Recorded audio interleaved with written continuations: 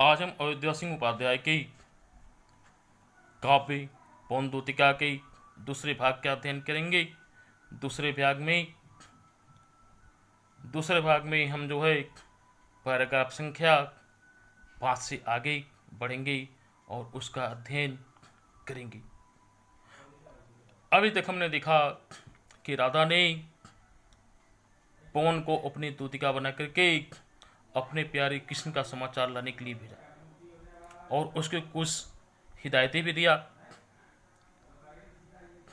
पूर्व की तरह से, जैसे पूर्व के यानी कि पहले के पैराग्राफों का हमने जो संदर्भ दिया है, संदर्भ इसका भी उसी तरह से होगा। तो संदर्भ को हम उसी तरह से लिखेंगे और अर्थ को जो है आगे हम बढ़ेंगे, हम देखेंगे आगे। अब 5वां पैराग्राफ देखेंगे। थोड़ा आगे सरसरव का धाम सपुष्प वाला, अच्छे अच्छे बहुद्रुम लतावान सौंदर्यशाली, प्यारा बिंद्रा विपिन मन को मुग्धकारी मिलेगा। आना जाना इस विपिन से मोह माना न होना। राधा पौनद्योतिका को संबोधित करते हुए कह रही हैं कि हे पौनद्योतिका, तुम थोड़ा सा ही आगे बढ़ोगी, यानी कि मेरे प्यारे कृष्ण से मिलने के लिए थोड़ा सा ही तुम आगे बढ़ोगी, रास्ते में थोड़ा सा ही जागोगी, तभी तुम्हें जो है सरस यानी कि रस से युक्त सुंदर गंधों वाले फूलों से सजे धजे विशाल वृंदावन धाम मिलेगा। और वह जो है बहुत ही अच्छे अच्छे पुष्प की लताओं पुष्प की पत्तों लताओं से उस धाम की सुंदरता को बढ़ाने वाला होगा। और जो है प्यारे वृंदावन, मेरे प्यारे कृष्ण के प्रिय वृंदावन की सुंदरता जो है तुम्हारे मन को मुग्ध कर देगी, यानी कि मन को पूरी तरह से प्रसन्न कर देगी।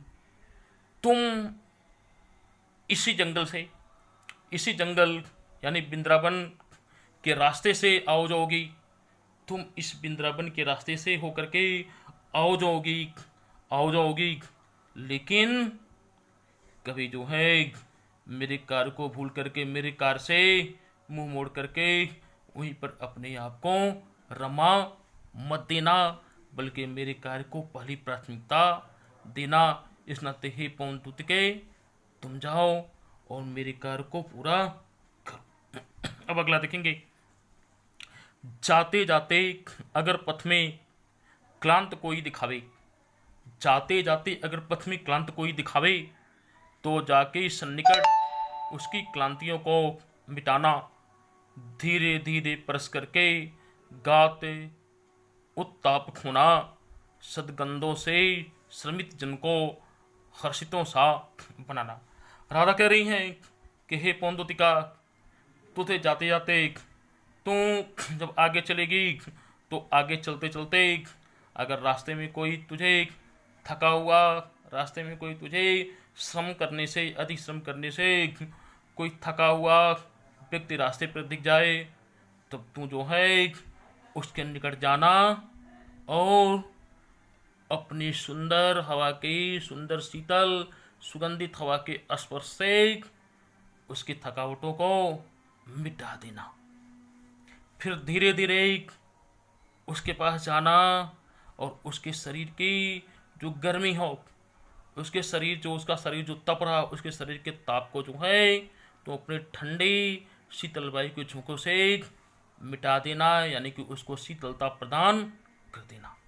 और अपने सुंदर सुगंधों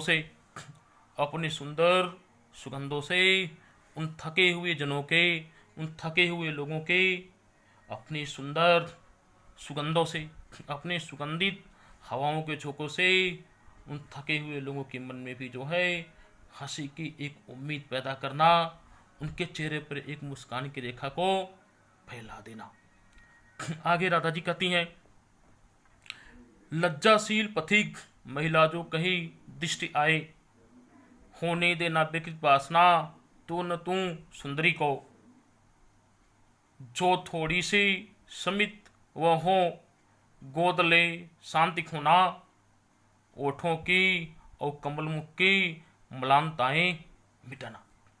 राधा कह रही हैं कि अगर कोई लज्जाशील, यानी कि अगर कोई लज्जा से ढकी हुई कोई नववधू, नव यौवन से युक्त कोई लज्जाशील महिला हो, कोई शर्म संकोच से गड़ी हुई महिला हो, जो तुम्हारी नज़र में कहीं पर आ जाए। अगर तुम्हारी नज़र में, हे पवन दूतिके, अगर तुम्हारे चलते चलते तुम्हारी नज़र में कोई युवा महिला, कोई युवा लज्जाशील महिला, कोई लज्जा से, शर्म से, संकोच से गड़ी हुई कोई युवा महिला तुम्हारी नज़र में आ जाए, तो क्या करना, तुम जो है किसी के द्वारा भी उस पर वासना से भरे हुए नज़र को उस पर डालने मत देना।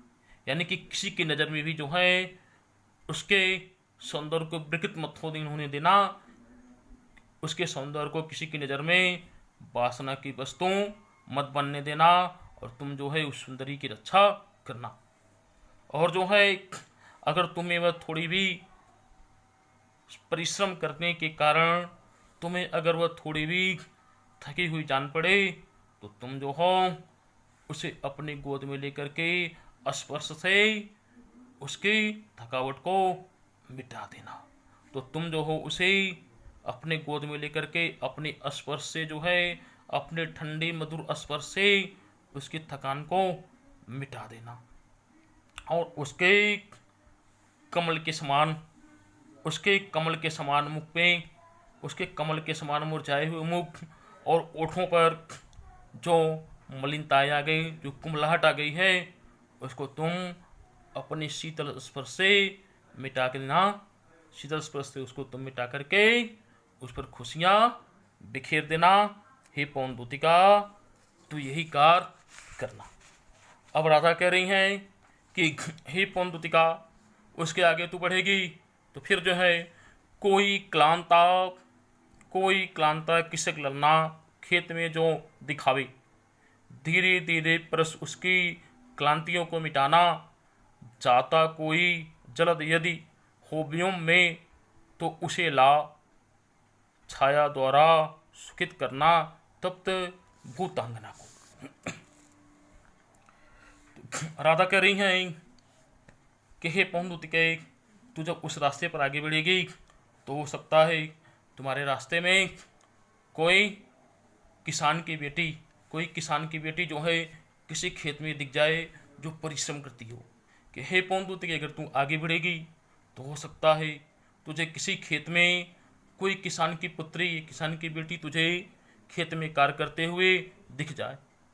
तब तुम जो हो धीरे धीरे उसके पास जाना, यानी कि तुम अपने वेग को धीमा कर लेना, जिससे वह तुम्हारी शीतल हवा की धीरे धीरे बहने से उसके शरीर से वह स्पर्श करेगी, और तुम जो हो तो उसके बाद उसकी थकावट को तुम्हारे स्पर्श से, हे पवन दूतिके, तुम्हारे धीरे धीरे बहने के स्पर्श से जो है उस किसान की कन्या की थकावट मिट जाएगी।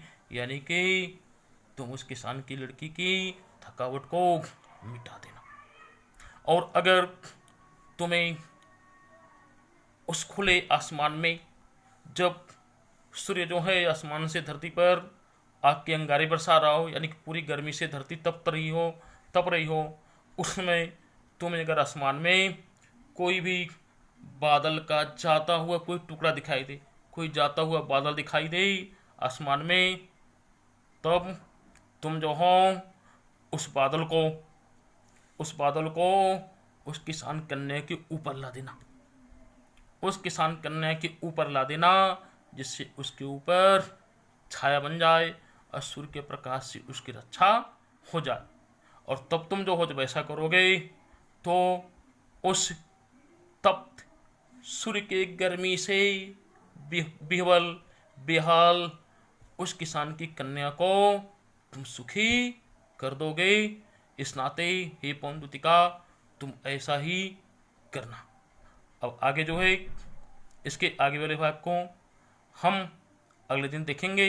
इसको आप लोग अच्छी तरह से चिंतन मनन ध्यान करेंगे, इसको लिखेंगे, समझेंगे, जो समझ में नहीं आएगा उसको पूछेंगे। तब तक के लिए धन्यवाद।